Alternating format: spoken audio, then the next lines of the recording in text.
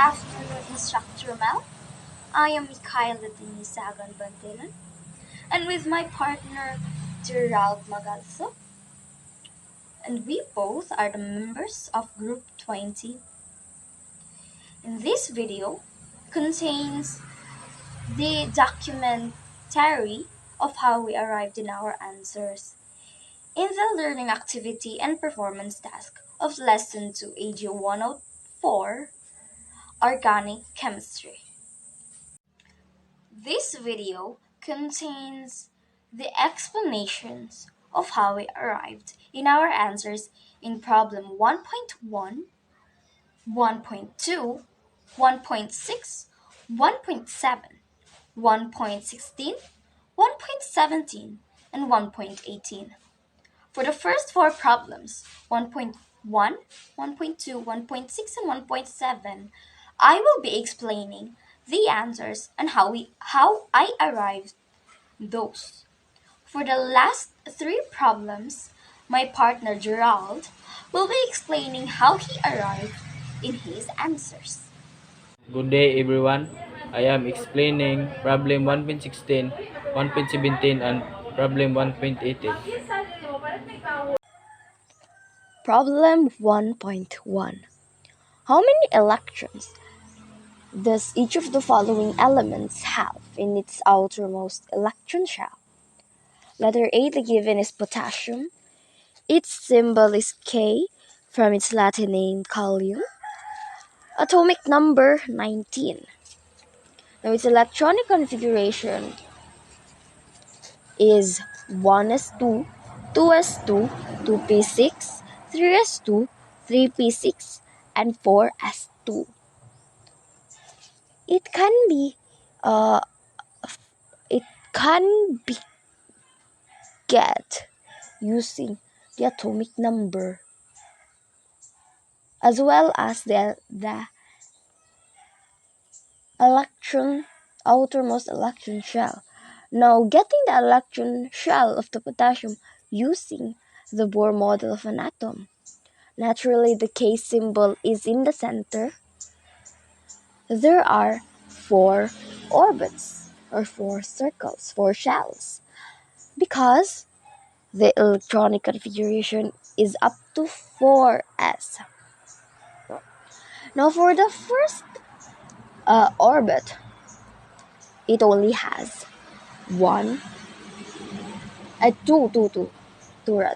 two electrons. The second orbit can get up to 8 electrons. The third, 8. And for the forest one, or the only electron in the outermost shell, it is, or otherwise called as valence electrons. So potassium has one electron in its outermost shell. B, given calcium. So calcium has the symbol of Ca, atomic number 20. So its electronic configuration is 1s2, 2s2, 2p6, 3s2, 3p6, and 4s2. It's the same as the potassium, but because it is of higher number in the electronic number, so it has two valence electrons. Following the Bohr model of an atom of potassium, which is 19 electrons, and because calcium is 20, naturally means that it has two electrons in its outermost shell. Number 3, the given is aluminum, atomic number 13. Its electronic configuration is 1s2, 2s2, 2p6, 3s2, and 3p1. Following the Bohr model of an atom, in getting the electron shell of aluminum, it only has 3 orbits because of basing from the electronic configuration. Plotting the two electrons in the first orbit, eight electrons in the second orbit, there are only three left for the third orbit or the outermost shell, meaning it is its valence electron, or aluminum has three electrons in its outermost shell. Problem 1.2. Give the ground state electron configuration of the following elements. A. The given is boron, atomic number 5, symbol B. Its ground state electronic configuration is 1s2, 2s2, and 2p1. For the configuration, as stated in the Aufbau's principle, Pauli exclusion principle, and the Hans rule. So writing from the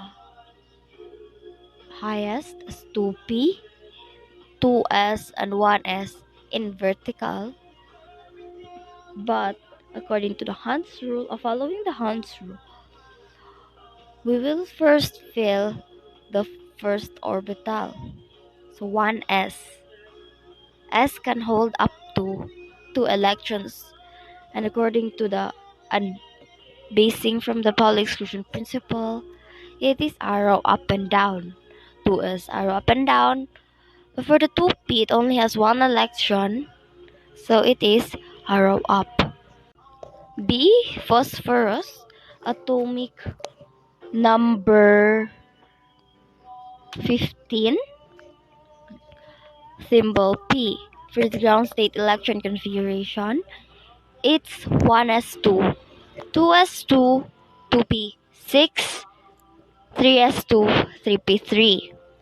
For its configuration, as I said before, following the Aufbau's principle, Pauli exclusion principle, and the Hans rule, we came up with 1s arrow up and down, 2s arrow up and down, 2p because it can hold up to 6 electrons. So arrow up and down, arrow up and down, and arrow up and down. 3s arrow up and down. For the 3p, and according to the Pauli exclusion principle, no, according to the Hans rule, Hans rule. So first fill it in the same direction before another is opposite. So for the 3 electrons, it is arrow up. Letter C, oxygen, symbol O, atomic number 8.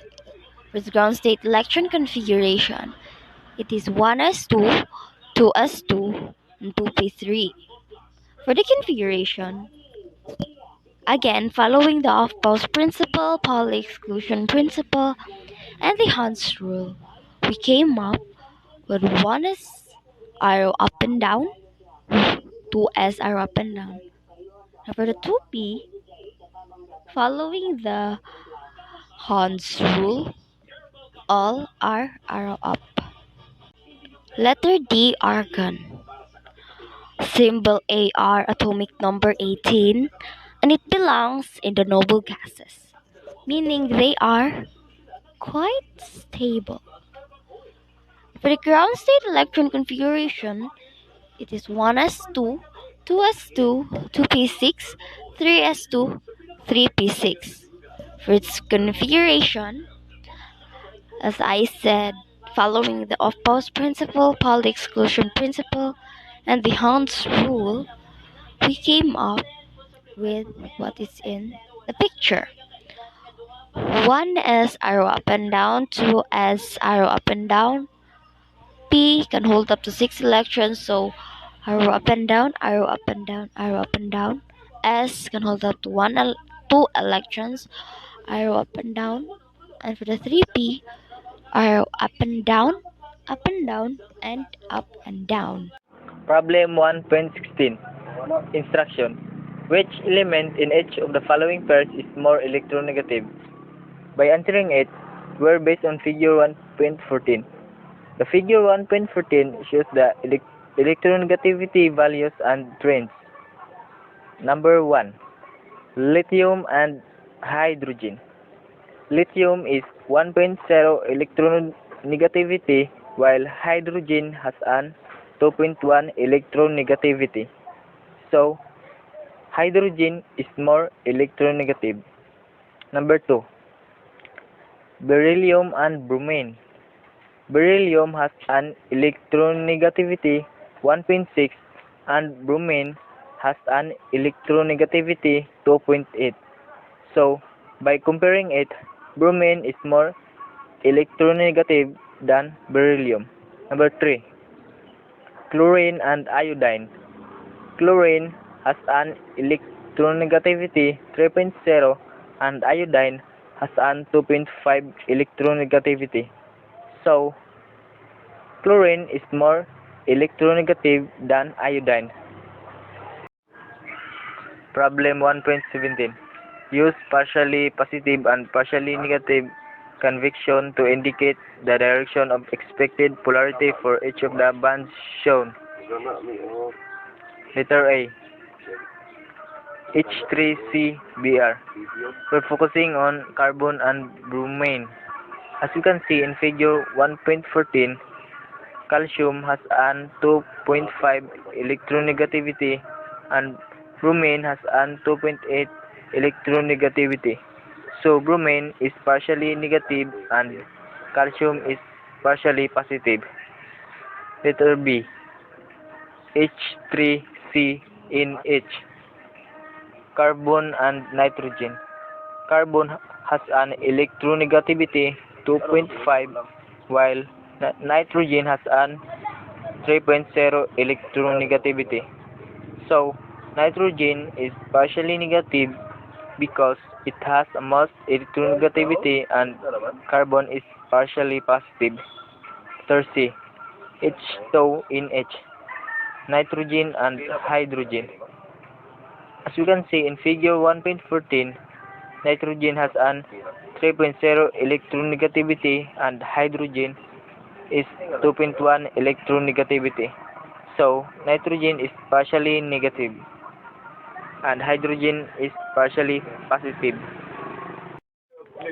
Letter D. H3CSH. We're focusing on calcium and sulfur. In this element, there are the same electronegativity 2.5. For me, they are both. Letter A. H3CMgBr. We're focusing on carbon and magnesium only. Carbon has an electronegativity 2.5 and magnesium is 1.2 electronegativity. And carbon is partially negative and magnesium is partially positive. F. H3CF. Carbon is 2.5 electronegativity and fluorine is 4.0 electronegativity. It means that fluorine is partially negative than carbon. So carbon is partially positive. Problem 1.18. Order the bonds in the following compounds according to their increasing ionic character. CCl4, MgCl2, TiCl3, Cl2O. First is get the electronegativity of chlorine, which is 3.0 and carbon is 2.5. So it has 0.5 electronegativity. ClMg. Chlorine has 3.0 electronegativity and magnesium is 1.2 electronegativity and it has 1.8 electronegativity. Next is ClCl. Chlorine has 3.0 electronegativity and titanium is 1.5 electronegativity and they have 1.5 electronegativity. Last is oxygen and chlorine. Oxygen has 3.5 electronegativity and chlorine has 3.0 electronegativity and it has 0.5. According to their ionic character, first is CCl4 equal to Cl2O, next is TiCl3 and MgCl2.